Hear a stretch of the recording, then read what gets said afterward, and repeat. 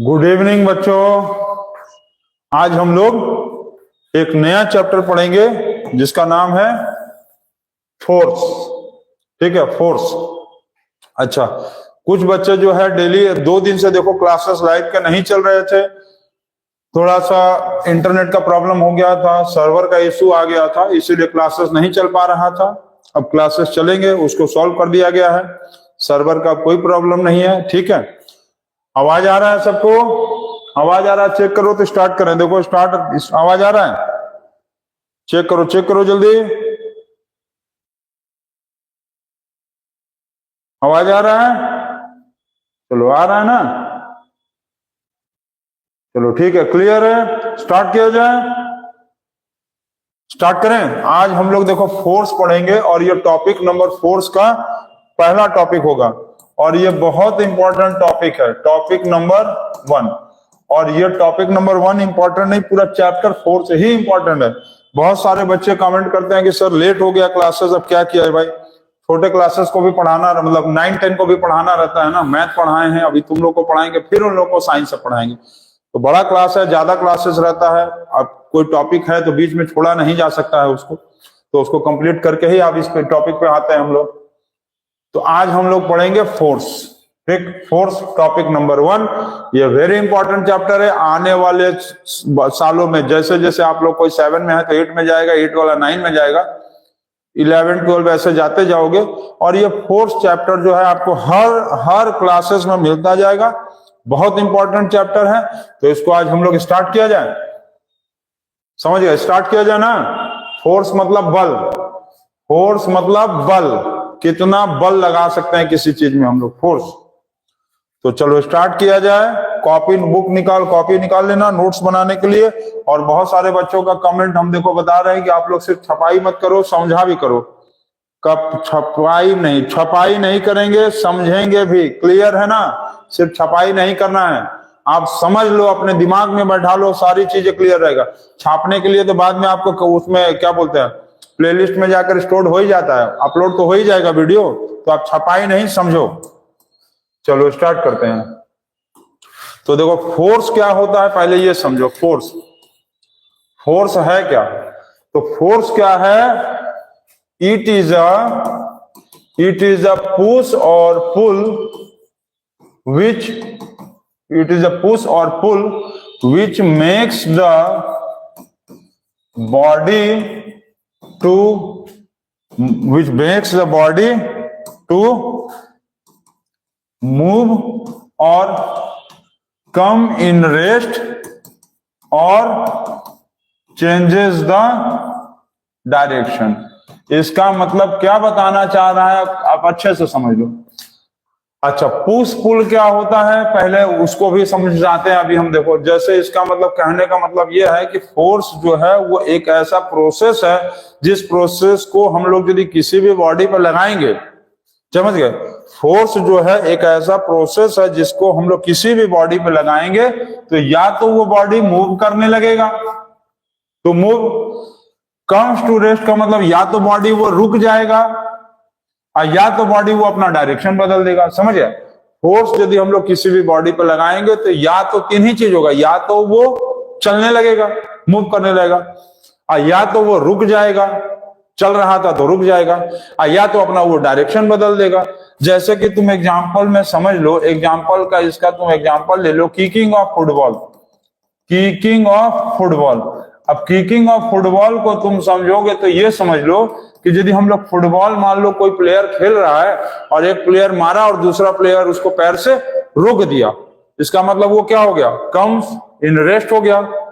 ठीक, अब वही आदमी कुछ देर बाद जो है, वही प्लेयर कुछ देर बाद फिर उसको पैर से जोर से मार दिया, इसका मतलब वो रेस्ट वाला बॉडी अब किस में आ गया? मूव करने लगा। ठीक, अच्छा, कोई आदमी, मान लो कोई प्लेयर, बॉल जो है इधर जा रहा था, इधर से एक प्लेयर जो है उसको अपने पैर से तेजी से मार दिया तो बॉल जो है फिर इधर आ गया। इसका मतलब है कि जो बॉल इधर जा रहा था, एक प्लेयर उसको इधर मार दिया तो बॉल इधर आ गया। इसका मतलब ये है कि हम लोग चाहे तो फोर्स लगाकर किसी चीज को मूव करा सकते हैं, चला सकते हैं, या किसी चलते हुए चीज को रोक सकते हैं, या डायरेक्शन के ही बदल देंगे। जैसे कि खिड़की बंद है और अभी फोर्स लगाएंगे, डायरेक्शन इधर हमारी तरफ, खिड़की बंद है ना, तो वो खिड़की को हम अपने तरफ खींच लेंगे। फोर्स लगाते हैं तो दरवाजा जब खोलते हैं तो क्या करते हैं, दरवाजा के सामने खड़े होके फोर्स लगाते हैं, दरवाजा हम लोग से दूर चला जाता है ना, मतलब हम लोग से दूर चला गया। और दरवाजा जब घर से कहीं बाहर जाने लगते हैं, दरवाजा खींच के बंद करते हैं, इसका मतलब वही दरवाजा हम लोग के पास चला आया। तो इसका मतलब है कि दरवाजा खोलते समय, दरवाजा बंद करते समय, दोनों कंडीशन में दरवाजा अपना डायरेक्शन चेंज कर रहा था। और यही है फोर्स। फोर्स का मतलब ही होता है कि कोई भी चीज को चला दो या किसी चलते चीज को रोक दो या तो उसका डायरेक्शन बदल दो, ये है फोर्स। ठीक, अच्छा इतना नोट कर लिए, इतना हो गया है, चलो वेरी गुड। अब इसमें देखो पुश पुल क्या होता है तो उसके पहले समझ लो, उसके पहले ये समझ लो कि force is an external agent. Force is an external agent मतलब ये कि फोर्स जो है वो एक एक्सटर्नल एजेंट है। एक्सटर्नल एजेंट का मतलब क्या है कि फोर्स हम लोग को बाहर से लगाना पड़ता है। हम लोग के शरीर, देखो जैसे एनर्जी क्या है, हम लोग के शरीर के अंदर है, एनर्जी हम लोगों के शरीर के अंदर है। जैसे कि हम लोग के हाथ में एनर्जी है, पैर में एनर्जी है, सिर में एनर्जी है, नाक में, कान में, हर जगह एनर्जी है ना। लेकिन इसका मतलब क्या है कि एनर्जी तो अंदर है ना, एनर्जी इंटरनल क्वालिटी है। एनर्जी जो है वो एक इंटरनल एजेंट है, लेकिन फोर्स जो है वो एक एक्सटर्नल एजेंट है। जैसे कि अभी हम यहाँ कर खड़े हैं और फोर्स लगाकर इस बॉटल को अपने पास खींच लिए, इसका मतलब इस बॉटल को अपने पास लाने के लिए हमको बाहर से लगाना पड़ा फोर्स, बाहर से, एक्सटर्नल एजेंट, समझ गए। फोर्स जो है वो हम बाहर लगाएंगे। इसका मतलब तुम ये समझ लो कि किसी भी बॉडी में जो एनर्जी होता है वो इनसाइड होता है। इनसाइड मतलब इंटरनल एजेंट है। क्या है? इंटरनल एजेंट है। और यही इंटरनल एजेंट को जब हम लोग बाहर ले आते हैं, आउटसाइड ले आते हैं, तो कहीं ना कहीं ये एक फोर्स में कन्वर्ट हो जाता है। फोर्स में कन्वर्ट हो जाता है, समझ गए। जब हम लोग का शरीर के अंदर था तो एनर्जी था, और जैसे ही उसको उठा के खींच के बॉटल हम अपने पास ले आए, इसका मतलब वही एनर्जी हमारा चला गया उस बॉटल को खींचने के लिए, तो वो बन गया फोर्स। आउटसाइड है, इसीलिए हम लोग इसको क्या कहेंगे? External agent. और एनर्जी को क्या कहेंगे? Internal agent. क्लियर है? फोर्स को इसीलिए एक्सटर्नल एजेंट कहते हैं। यदि मान लो पूछ ले कोई कि फोर्स का इंटरनल एजेंट क्या है, तो फोर्स का इंटरनल एजेंट होता है एनर्जी। क्लियर? क्लियर है?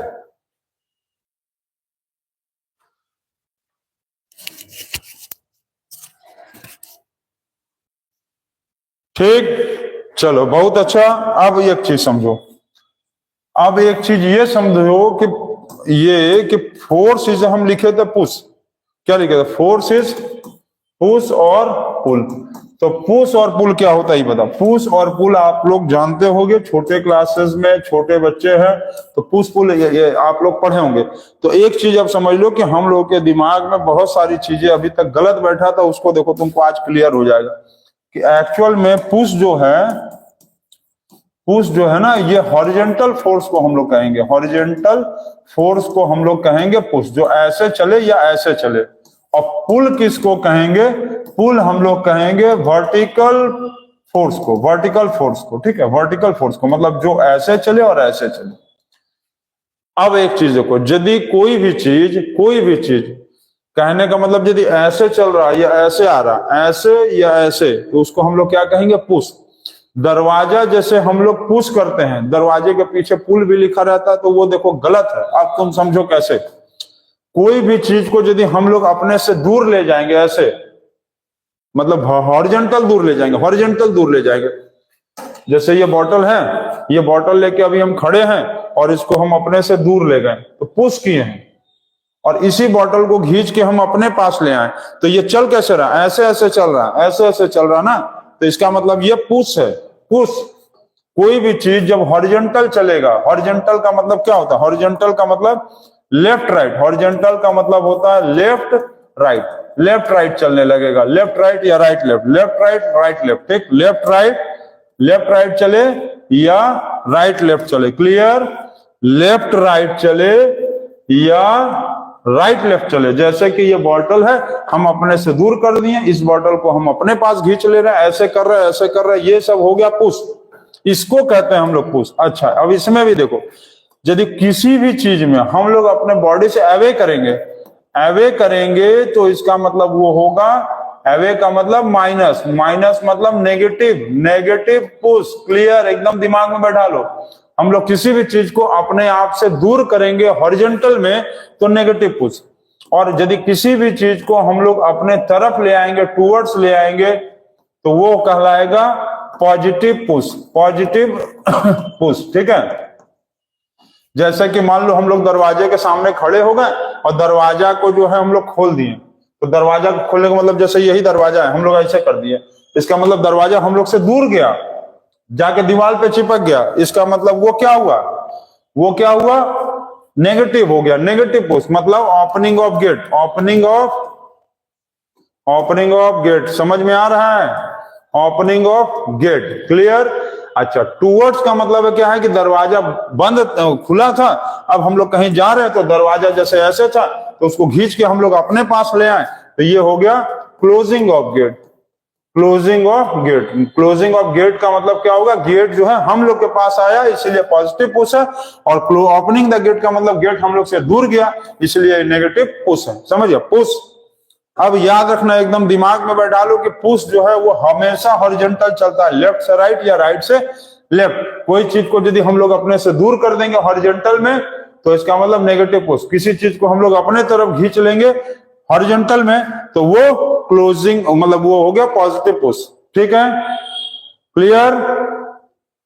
चलो, क्लियर है। अब देखो, अब वर्टिकल फोर्स क्या होता है? वर्टिकल पुल का मतलब होता है वर्टिकल फोर्स, पुल मतलब वर्टिकल फोर्स। अब जैसे कि मान लो यही बॉटल यदि हम लोग मान लो रस्सी बांध के इसको ऐसे नीचे ले जाएं, या इसी बॉटल को रस्सी से खींच के ऊपर ले आए, जैसे समझिए इसी बॉटल में रस्सी बांध दी और इसको हम ऐसे नीचे ले जा रहे हैं, और इसी बॉटल को रस्सी से बांध के हम ऊपर खींच रहे हैं। इसका मतलब क्या होगा? इसका मतलब ये हो रहा है कि जब कोई भी चीज को रस्सी से या किसी चीज से बांध कर वर्टिकल चल रहा है, कैसे चल रहा है? वर्टिकल, ऊपर नीचे। वर्टिकल मतलब अप डाउन या डाउन अप। ठीक, अप डाउन या down up, clear. Up down, up ऊपर जाएगा और डाउन नीचे, तो ऊपर या नीचे यदि करेंगे तो वो कहलाएगा पुल, जिसको कहेंगे वर्टिकल फोर्स। जैसे कि देखो, हम लोग जब बाल्टी से कुएं से पानी निकालते हैं, वो क्या है? कुएं से बाल्टी से पानी निकाल रहे हैं, इसका मतलब हम लोग अपने तरफ खींच रहे हैं ना। अरे जैसे ये कुआं है, ये कुआं में अब ये हम लोग इसमें मान लो, चलो कुआं है, ये रस्सी है और ये बाल्टी है। ठीक, बाल्टी है, और इससे हम लोग अपने तरफ खींच रहे हैं। कहाँ खींच रहे हैं? ऊपर की तरफ खींच रहे हैं। कहाँ खींच रहे हैं? अपवर्ड खींच रहे हैं। तो कैसे खींचेंगे? आदमी यहां था, ये मैन था, यही ना आदमी इसको खींचेगा अपने तरफ, मतलब टूवर्ड्स कर रहा है। अपवर्ड का मतलब टूवर्ड्स कहलाएगा, तो टूवर्ड्स का मतलब क्या कहेगा? पॉजिटिव। अब पुश नहीं होगा, क्या होगा? पुल होगा, पॉजिटिव पुल होगा। क्यों? क्योंकि पुल इसलिए हो रहा है क्योंकि वो ऊपर नीचे चल रहा है, बाल्टी ऊपर आ रहा है।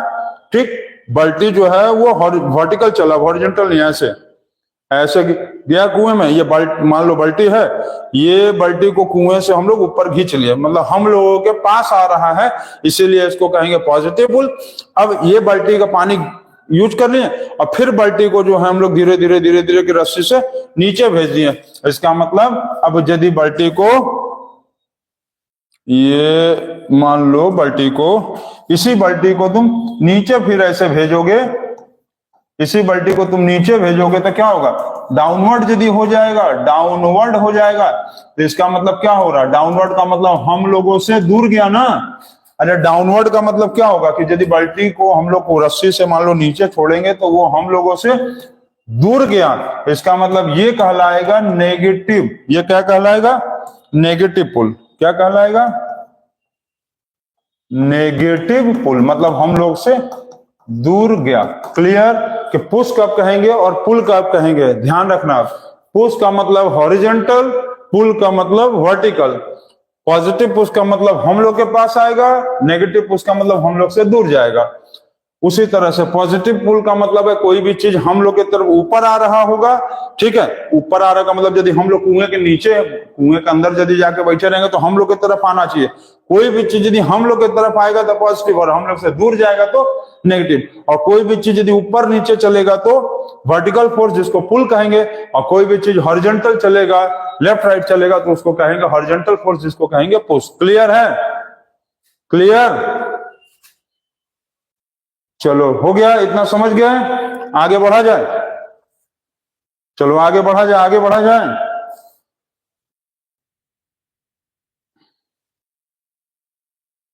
चलो ठीक है, आगे बढ़ते हैं। अब ये देखो कि फोर्स का जो है ना कुछ इफेक्ट्स होता है। फोर्स का इफेक्ट्स, फोर्स का क्या क्या इफेक्ट्स होता है, फोर्स क्या क्या इफेक्ट ला सकता है।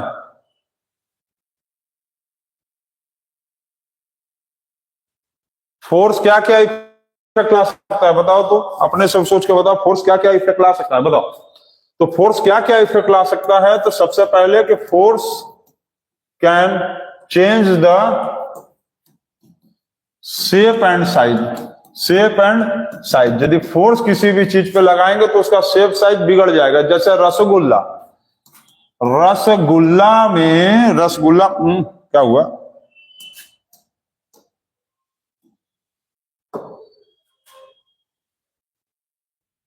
क्या हो गया? रसगुल्ला में, रसगुल्ला, अब एक काम करो कि रसगुल्ला को लो और उसका पूरा रस निचोड़ दो, रस अलग हो गया, गुल्ला अलग हो गया, समझ गया? रस इसका अलग यहां आ गया, गुल्ला यहां आ गया, इसका मतलब रस बह गया, गुल्ला अलग हो गया। इसका मतलब शेप साइज बिगड़ गया। जो रसगुल्ला गोल था वो चिक मुड़ मुड़ के उल्टा सीधा शेप साइज का हो गया। मतलब फोर्स लगाए तो उसका शेप साइज ही पूरा बिगड़ गया, पहला। दूसरा, फोर्स, किसी भी बॉडी पे फोर्स लगाओगे ना तो पूरा शेप साइज बिगड़ जाएगा उसका, ठीक है। दूसरा होता है force can change the speed. किसी भी बॉडी का फोर्स स्पीड चाहे तो बदल दे।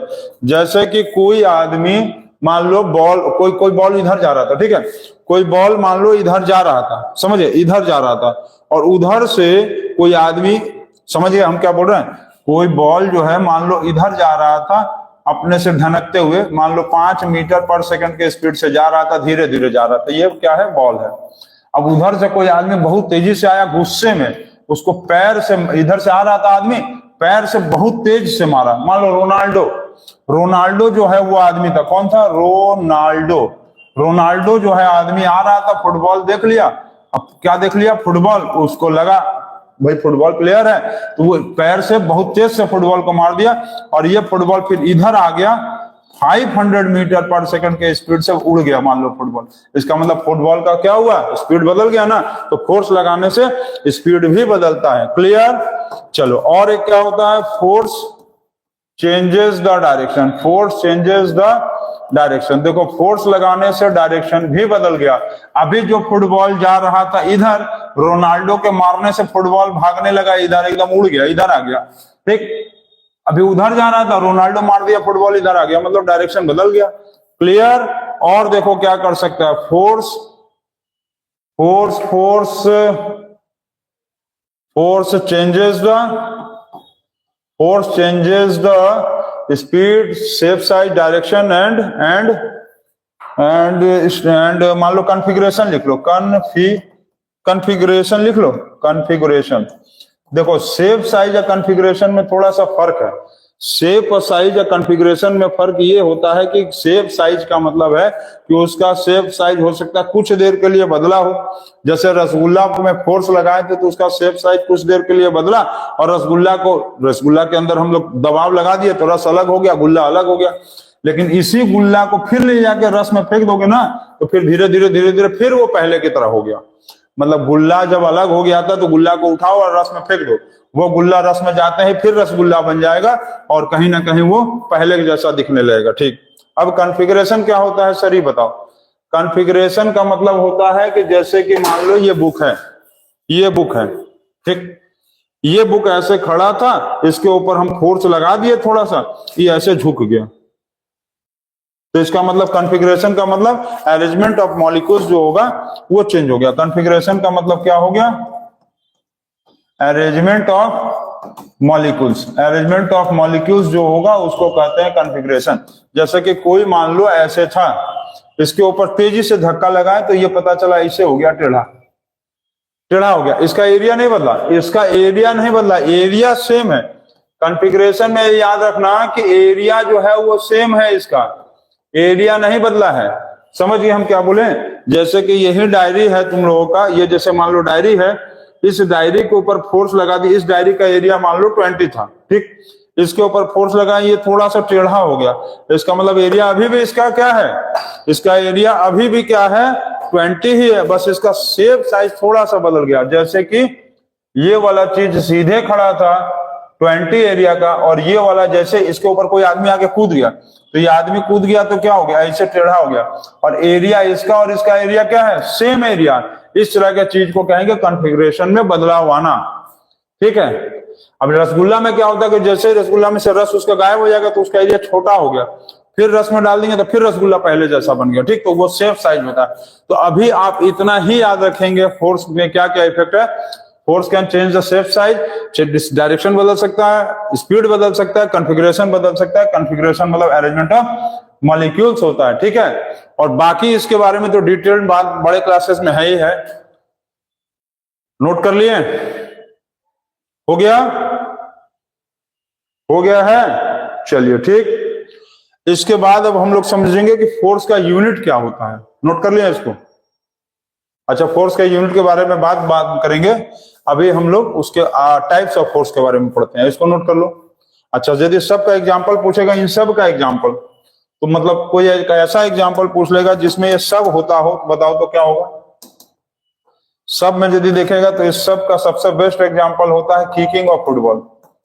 Kicking off football. Kicking off football का मतलब एक फुटबॉल को तुम किक करोगे, किकिंग ऑफ फुटबॉल मतलब एक फुटबॉल को किक करोगे ना तेजी से, तो उसका शेप साइज, उसका डायरेक्शन, उसका स्पीड, उसका कॉन्फ़िगरेशन सब बदल जाता है। तो किकिंग ऑफ फुटबॉल जो है वो सबसे बेस्ट एग्जांपल होता है, बेस्ट एग्जांपल है इफेक्ट ऑफ फोर्स। मतलब फोर्स लगाने पे क्या क्या बदलाव आता है, उसका सबसे बेस्ट एग्जांपल है किकिंग ऑफ फुटबॉल। फुटबॉल में किक करने से शेप साइज बदल जाएगा, स्पीड बदल जाएगा, डायरेक्शन बदल जाएगा और उसका कॉन्फ़िगरेशन भी बदल जाता है।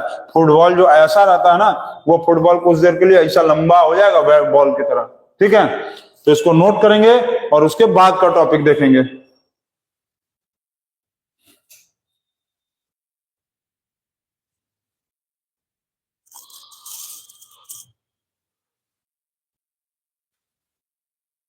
हो गया? चलो, वेरी गुड। आगे बताया जाए।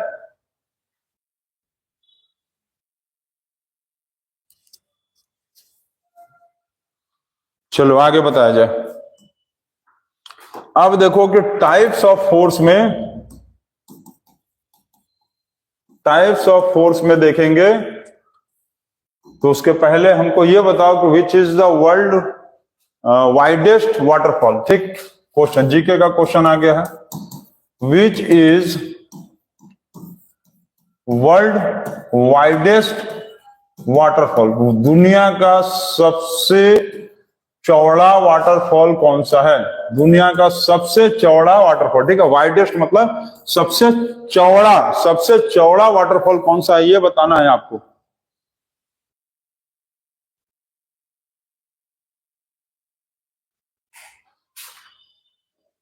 क्लियर? ये आपको बताना है कि वर्ल्ड वाइडेस्ट वाटरफॉल कौन सा है, पहला क्वेश्चन। दूसरा क्वेश्चन ये बताइए कि कोई भी आदमी मान लो खड़ा है और स्लिप कर रहा है, मतलब एक आदमी सोया है और एक आदमी खड़ा है, तो विच कंडीशन में उसका ब्लड प्रेशर हाई होगा? Which condition blood pressure is high? Blood pressure उसका कब हाई होगा?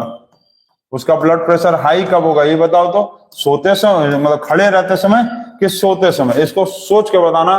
फॉर्मूला हम तुमको बता दे रहे प्रेशर का, उसी से सोच लेना। Pressure is equal to force divided by area. समझ गए? प्रेशर ज्यादा एरिया कम, समझ गए? ये ऊपर और ये नीचे, प्रेशर ऊपर एरिया नीचे, मतलब प्रेशर ज्यादा एरिया कम, प्रेशर कम एरिया ज्यादा। हम हिंट दे दिए, तुम लोग बताना हमको, जीके का कमेंट बॉक्स वाला क्वेश्चन है, इसको बताना। टाइप्स ऑफ फोर्सेज अब हम लोग को पढ़ना है, ठीक है, इसको बताते रहिएगा। आगे पढ़ा जाए, आगे बढ़े, चलो आगे बढ़ते हैं, इसको बता लीजिएगा।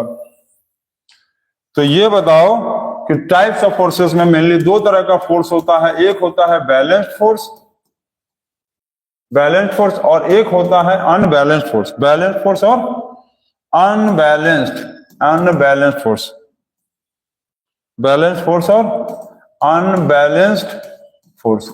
एक है बैलेंस्ड फोर्स और एक है अनबैलेंस्ड फोर्स। तो बैलेंस्ड फोर्स क्या होता है और अनबैलेंस्ड फोर्स क्या होता है, इसके बारे में हम लोग डिस्कशन करेंगे। तो बैलेंस्ड फोर्स क्या है, तो देखो, the force in which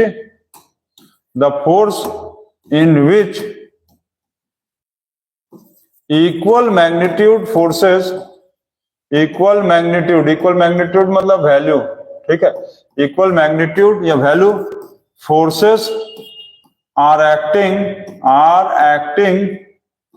on the body from opposite sides। इसका मतलब क्या है, ये देखो, ऑपोजिट साइड्स, ठीक है, इसका मतलब समझो। जैसे कि ये मान लो बॉक्स है, ये क्या है, बॉक्स, इधर ये इसको कोई खींच रहा है, ठीक। अच्छा, अभी थोड़ा सा एक चीज समझ लेना कि फोर्स का जो यूनिट है ना, फोर्स का यूनिट होता है न्यूटन। अभी तुम खाली इतना याद रखना, अभी हम बाद में तुमको और समझाएंगे। न्यूटन मतलब एन, फोर्स का जो यूनिट है वो न्यूटन है, ठीक है। सर आइजैक न्यूटन, उन्हीं के नाम पे रखा हुआ है न्यूटन, समझ गए। सर आइजैक न्यूटन, जिनको फादर ऑफ फिजिक्स भी कहा जाता है, वही जिन्होंने ग्रेविटेशनल फोर्स का खोज किया था। क्लियर, सर आइजैक न्यूटन को फादर ऑफ फिजिक्स कहा जाता है, जिसने ग्रेविटेशनल फोर्स का खोज किया था, गुरुत्वाकर्षण जिसको कहता है, जिसके कारण हम लोग को धरती माँ, कोई भी चीज को हम लोग जब फेंकेंगे तो धरती माँ उसको अपने तरफ खींच लेती है, वो फोर्स है ग्रेविटेशनल फोर्स। और उन्हीं के नाम पे फोर्स का यूनिट है न्यूटन, फोर्स का यूनिट है न्यूटन एन। अभी याद रखना, बस इतना भी याद रखना, बाद में अभी तुमको सब कुछ समझ में आएगा, ठीक। चलो, कमेंट आ रहा है अभी। तो ये बॉक्स जो है, ये बॉक्स दिया है, इसके ऊपर इधर से 50 न्यूटन का फोर्स लग रहा है, और ये बॉक्स को इधर खींच रहा है 50 न्यूटन का फोर्स से। तो ये बताओ कि बॉक्स कहां जाएगा, हमको बताओ, ये बॉक्स किधर जाएगा, इधर के उधर। ये इधर, इस बॉक्स को 50 न्यूटन का फोर्स से इधर खींच रहा है, और इस बॉक्स को इधर भी खींच रहा है 15 न्यूटन का फोर्स से। मतलब दो बॉक्स को दोनों तरफ बराबर बराबर फोर्स से खींच रहा है। क्या लिखा है, the force in which equal magnitude forces are acting on the body from the opposite side।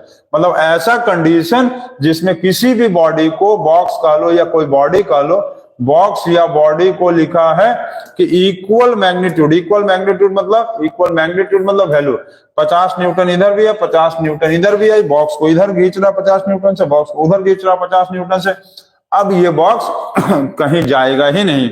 इसका मतलब इस तरह का फोर्स को हम लोग कहेंगे बैलेंस्ड फोर्स। क्या कहेंगे, बैलेंस्ड फोर्स। अच्छा, पहला, इसमें और क्या चीज हो सकता है बताओ तो सब लोग, इसमें और कुछ हो सकता है। पहला तो ये बॉक्स, पहला चीज क्या, नो डिस्प्लेसमेंट। पहला क्या होगा, नो। अच्छा, दूसरा पढ़ना, नो डिस्प्लेसमेंट।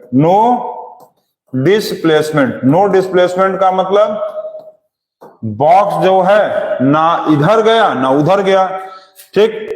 अब बॉक्स जो है या बॉडी जो है ना तो इधर जा रहा है ना उधर जा रहा है, वहीं पर रुका हुआ है, नो डिस्प्लेसमेंट। तीसरा चीज, ऐसे कंडीशन में इसका क्या होगा, चेंज शेप एंड साइज। समझ गए, ऐसे कंडीशन में बॉडी का शेप साइज क्या होता है, बदल जाएगा। क्यों, क्योंकि तुम एक मान लो किसी चीज को ले लो, टमाटर को ले लो, एक टमाटर ले लो और उसको जो है हाथ के बीचों बीच, समझे ना, एक टमाटर ले लो, हाथ के बीचों बीच रख के उसको दबा दो, तो टमाटर ना तो इधर गया ना तो टमाटर उधर गया, क्योंकि दोनों तरफ से हम बराबर का फोर्स लगा रहे हैं। तो वो टमाटर का शेप से टच से पचक के छीटा ऊपर चला जाएगा। क्यों, क्योंकि दोनों तरफ से हम बराबर का फोर्स लगा रहे हैं। तो ना तो टमाटर को हम क्या कर रहे हैं, टमाटर को ना इधर जाने दे रहे हैं ना टमाटर को उधर जाने दे रहे हैं। टमाटर को हम लोग दोनों हाथ के बीच में रख के बराबर का जब फोर्स दोनों तरफ से लगाएंगे तो वो टमाटर इधर उधर जब नहीं जा पाता है तो क्या करता है, घुट कर अपना फट से वो उसका मटेरियल से बाहर, मतलब change in shape and size. जो टमाटर बहुत कड़ा कड़ा दिख रहा था वो टमाटर बिलबिल्ला हो गया, एकदम पचक गया, मतलब शेप साइज चेंज हो गया। क्लियर? इसमें डिस्प्लेसमेंट नहीं होगा, शेप साइज इसका चेंज हो जाएगा। और इसमें दोनों तरफ जो फोर्स लगेगा बराबर का लगेगा, बराबर का। इधर 50 तो उधर 50, इधर मान लो लग गया 5000 न्यूटन तो इधर भी लगेगा 5000 न्यूटन। ऐसे फोर्सेस को हम लोग कहेंगे बैलेंस फोर्स। क्लियर है? चलो इसका नोट करो, फिर देखो। क्लियर? चलिए अब इसके बाद हम लोग इसमें देखते हैं अनबैलेंस्ड फोर्स क्या होता है। तो अनबैलेंस्ड फोर्स में क्या है कि the force in which unequal magnitude, spelling clear लिख दें? स्पेलिंग चलो लिख देते हैं भाई, मेरा राइटिंग गंदा है। आप ही तो जानते हैं मेरा राइटिंग बहुत गंदा है, इसीलिए हमको बच्चों से लिखवाना पड़ता है क्लास में। क्या आप सही है ना? The force in which unequal magnitude मतलब value forces are acting on the body from the same और ऑपोजिट साइड। इसमें देखो ऑपोजिट साइड्स, इसमें देखो हम क्या लिखे हैं, ऑपोजिट साइड्स। ठीक है, इसमें खाली ऑपोजिट साइड लिखे हैं। इसका मतलब क्या है कि जैसे ये बॉक्स है या बॉडी है, जो भी है, अब इसमें लगा रहे हैं हम इधर मान लो 50 न्यूटन का फोर्स और इधर लगा दिए हैं मान लो 200 न्यूटन का फोर्स। ये कंडीशन ले लो, तो ये कहां जाएगा बताओ? ये डब्बा किधर जाएगा? ये डब्बा गया इधर, ये डब्बा खसक के कहां आएगा? जल्दी बताओ तो, किधर की तरफ भागेगा डब्बा? ये डब्बा जो है घसक के किधर भागेगा? इधर की तरफ भागेगा। इधर की तरफ क्या करेगा? मूव करेगा इधर। क्यों मूव करेगा? क्योंकि इधर फोर्स ज्यादा है। मूव करेगा ना? अनन्या, चलो ठीक है, ओके सर, बहुत अच्छा। अनन्या भी देख रही है। दिव्या कहाँ है? अनन्या, दिव्या देख रही है कि नहीं?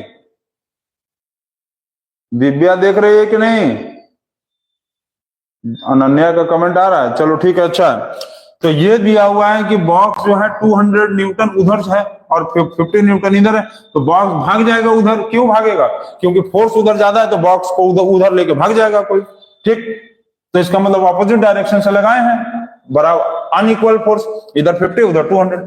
मान लो इसी बॉक्स में खाली इधर लगा दो 50 न्यूटन और इधर ही लगा दो और 200 न्यूटन, मतलब दोनों फोर्स इधर ही लगा दो। समझ गए? इधर मतलब कुछ लगाओ ही मत। इसका मतलब है कि इधर 50 न्यूटन और इधर और 200 न्यूटन, मतलब ढेर सारे लोग उधर ही खींच के भाग जा रहे हैं। तो इसका मतलब क्या है? इधर क्या है? कुछ नहीं, जीरो। तो इसीलिए लिखे हैं फ्रॉम द सेम और ऑपोजिट साइड। मतलब क्या हुआ? इधर यदि हम लोग 200 और 50 लगाएंगे तो टोटल मिलाकर हम यदि देखेंगे तो बॉक्स पे इधर कितना लगा? दोनों को हम लोग ऐड कर देंगे 250 न्यूटन और इधर 0 न्यूटन, तभी बॉक्स उधर भाग जाएगा ना।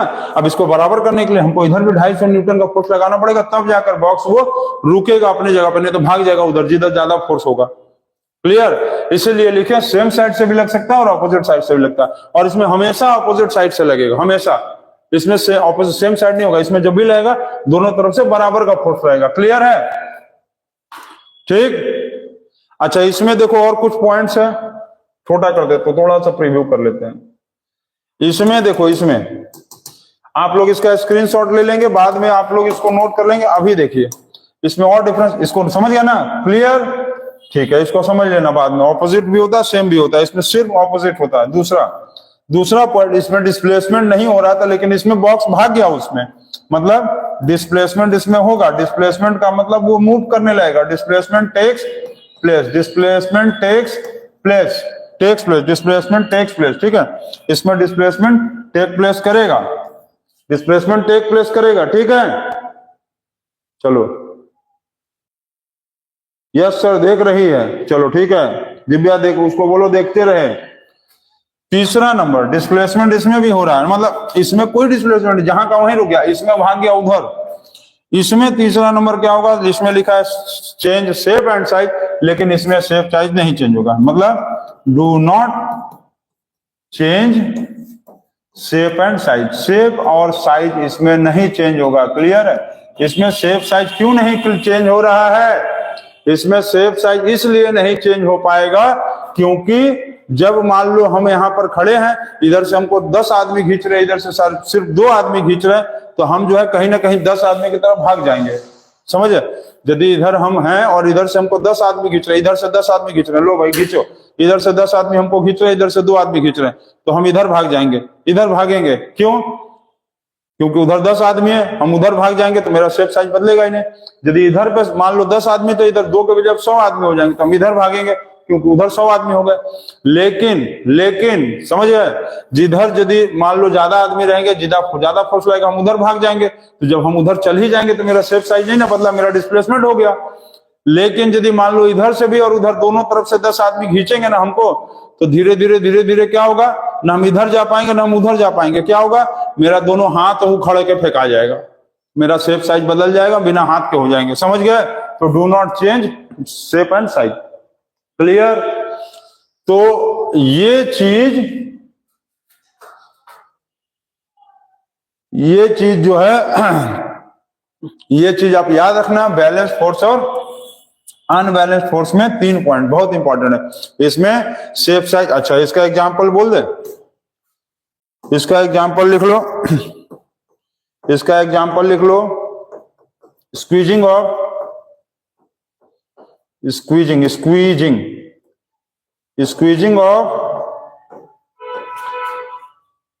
मान लो tomato, squeezing of tomato between our hand, ठीक, बिटवीन आवर 2 हैंड्स। हम लोग अपने 2 हाथों के बीच में टमाटो को रख कर फट से गाड़ दिए, वो खत्म, वो शेप साइज बदल गया। इसका एग्जांपल क्या होगा? इसका एग्जांपल लिख लो, पुशिंग ऑफ ए बॉक्स। एक बॉक्स को पुश करते हैं और वो ढकना के आगे चला जाता है। जैसे यही डायरी है, यहाँ पर रखे हैं, मान लो यहाँ पर रखे हैं, इसको हम फोर्स लगा रहे हैं, घसक के उधर चला गया। क्यों गया? क्योंकि उधर से कोई फोर्स ही नहीं लगा रहा है, तो भाग गया उधर। ठीक है? और यदि उधर से फोर्स लगाता बहुत तेज, तो इधर भागाता, तो जिधर से ज्यादा फोर्स लगाएगा उधर की तरफ भाग जाएगा वो। ठीक? तो इसका ये एग्जांपल, पुशिंग ऑफ फोर्स लगा लो, कोई भी चीज लिख सकते हैं। तो आप लोग जो है इसको बनाएंगे और नोट करेंगे जल्दी से। आज का बस वीडियो इतना ही। वीडियो ऐसे भी 38 मिनट्स का हो गया है। छोटे बच्चे सब कंप्लेन करते हैं कि सर आप बहुत लंबा वीडियो बना देते हैं छोटे क्लासेस के लिए। कोई बात नहीं, अब वीडियो क्या किया जाए, 35 से 40 मिनट्स का ही बनाएंगे, बहुत ज्यादा लंबा नहीं बनाएंगे। तो आप लोग इतना पढ़ लेंगे और इतना पढ़ के आएंगे, कल नोट्स कंप्लीट करके आएंगे, और उसके बाद हम लोग पढ़ेंगे। जाते जाते आप हमको जीके का 2-3 क्वेश्चन बता के जाइए। तो पहला क्वेश्चन ये बताओ कि ब्लड प्यूरिफायर कौन है? ब्लड प्यूरिफायर ऑर्गन कौन सा है? ह्यूमन बॉडी में ब्लड प्यूरिफायर ऑर्गन कौन सा है? ह्यूमन बॉडी में पंपिंग ऑर्गन किसको कहते हैं? ह्यूमन बॉडी में पंपिंग ऑर्गन किसको कहते हैं? ठीक। तीसरा, यूनिट ऑफ किडनी का क्या नाम है? किडनी के यूनिट का क्या नाम है? और चौथा पॉइंट, ह्यूमन बॉडी में ये बताओ कि जो लंग्स है, लंग्स कितना होता है? How many? ह्यूमन बॉडी में लंग्स 1 होता है, 2 होता है, 3 होता है कि शॉर्ट होता है? कितना होगा जल्दी बताओ। और 5वां नंबर हमको ये बताओ सब लोग कि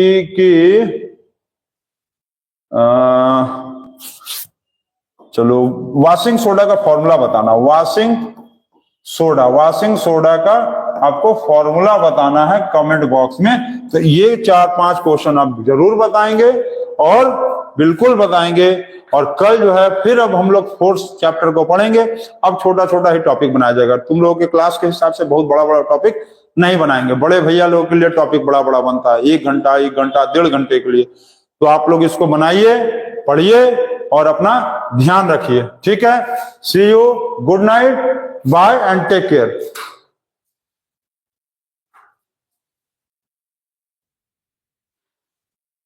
यहाँ पर बच्चा देखो एक टॉपिक कमेंट कर रहा है कि सर फोर्स का टॉपिक 2 बनेगा। बिल्कुल बनेगा। अरे फोर्स बहुत बड़ा तड़ा चैप्टर है। फोर्स में टॉपिक 1 भी बनेगा, 2 भी बनेगा, 3 भी बनेगा, 4 भी बनेगा, 5 भी बनेगा। 5 टॉपिक तक जाएगा टॉपिक।